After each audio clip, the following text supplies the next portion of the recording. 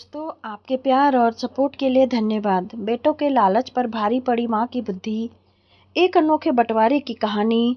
करमचंद जो कि गए अभी 6 महीने हुए थे। घर के आंगन में अभी भी उनकी यादों की महक बाकी थी, लेकिन कमरों के अंदर बंटवारे की कड़वाहट सुलगने लगी थी। मीना जी ने जब अपने दोनों बेटे और बहुओं को जमीन जायदाद के लिए आपस में लड़ते देखा तो उनका दिल बैठ गया। उन्हें यकीन ही नहीं हो रहा था कि जिस परिवार को उन्होंने और उनके पति ने खून पसीने से सींचा, वह इतनी जल्दी बिखरने को तैयार है। मीना जी सब समझ चुकी थी कि अगर अभी बंटवारा हुआ तो उनका बुढ़ापा किसी कोने में पड़ा हुआ सिसकता रहेगा। उन्होंने मन ही मन एक ऐसी तरकीब सोची जिससे परिवार भी जुड़ा रहे और उनका मान सम्मान भी बना रहे। उन्होंने सोचा, सांप भी मर जाए और लाठी भी ना टूटे। अगले ही दिन मीना जी ने अपनी योजना पर काम शुरू किया। दोपहर का समय था। छोटी बहू अलका अपने बेटे को स्कूल से लेने गई हुई थी। मीना जी ने बड़ी बहू रमा को अपने कमरे में बुलाया। रमा चाय लेकर आई थी। मीना जी ने चुपके से लॉकर खोला और सोने के भारी झुमके निकालकर रमा के हाथ में रख दिए। रमा, ये तेरे लिए हैं। तू मेरी बहुत सेवा करती है, इसलिए मेरा मन हुआ कि ये तुझे दे दूं। पर देख, अलका को मत बताना, वरना घर में फालतू का क्लेश होगा। सोने के झुमके देखकर रमा की आंखें चमक उठी। उसे लगा कि वह सासू माँ की सबसे पसंदीदा बहू है।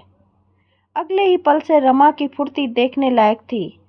वह मीना जी के हर इशारे पर हाजिर रहने लगी। अगले दिन मीना जी ने यही खेल अलका के साथ भी खेला। अलका को भी वही बात कही जो बड़ी बहू को मत बताना। अब घर में एक मूक प्रतियोगिता शुरू हो गई। कौन माँ की सेवा बेहतर करता है। जेवरों के बाद बारी थी नकद पैसे की।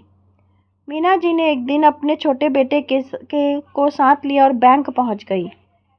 वहां उन्होंने 10 लाख की एफडी तुड़वाई और वह पैसा उसे देते हुए कहा, बेटा, ये पैसा तेरे भविष्य के काम आएगा, पर अपने बड़े भाई को मत बताना। मुझे लगता है तू ही मेरी असली सहारा बनेगा। छोटा बेटा गदगद हो गया। ठीक अगले दिन मीना जी बड़े बेटे को लेकर भी बैंक गई और वही प्रक्रिया दोहराई। अब दोनों बेटे के मन में यह बात बैठ गई थी कि माँ चुपके चुपके उन्हें ज़्यादा दे रही है। घर का माहौल जो पहले युद्ध का मैदान बन हुआ था, अब वह शांति और सेवा का केंद्र बन चुका था। मीना जी ने साफ कह दिया था, जब तक मैं जिंदा हूँ यह परिवार एक ही रहेगा। दिन हफ्तों में और हफ्ते सालों में बदलते चले गए। मीना जी का बुढ़ापा बड़े ही ठाठ से बीत रहा था। बेटे और बहुएं इस उम्मीद में उनकी जी जान से सेवा करते कि माँ के पास अभी न जाने और कितना खजाना छुपा है। लेकिन उम्र के साथ मीना जी का शरीर ढलने लगा। एक दिन उनकी तबीयत बहुत ज़्यादा खराब हो गई। डॉक्टरों ने जवाब दे दिया कि अब समय नज़दीक है।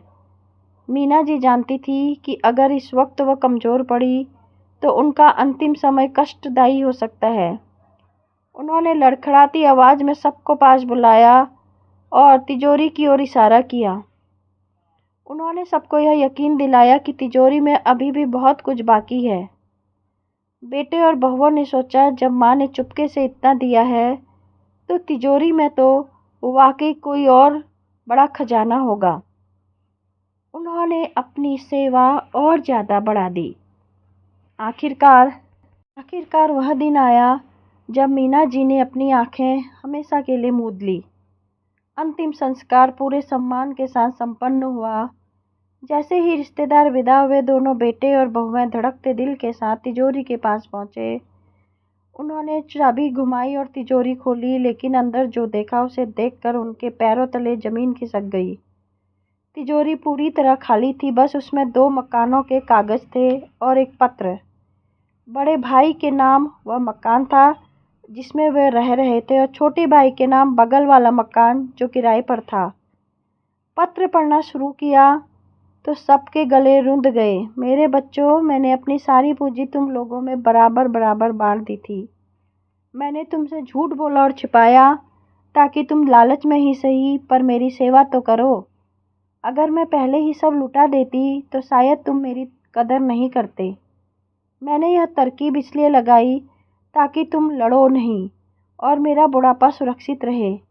पत्र में आगे लिखा था कि दोनों मकान अब उनके अलग अलग आशियाने होंगे ताकि वह अपने बढ़ते परिवारों के साथ सुख से रह सकें।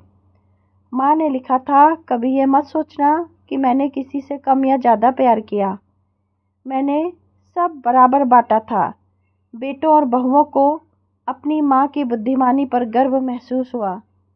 उन्हें एहसास हुआ कि माँ ने न केवल अपनी सुरक्षा की बल्कि उन भाइयों को भी लड़ने से बचा लिया जो कभी एक दूसरे के खून के प्यासे थे।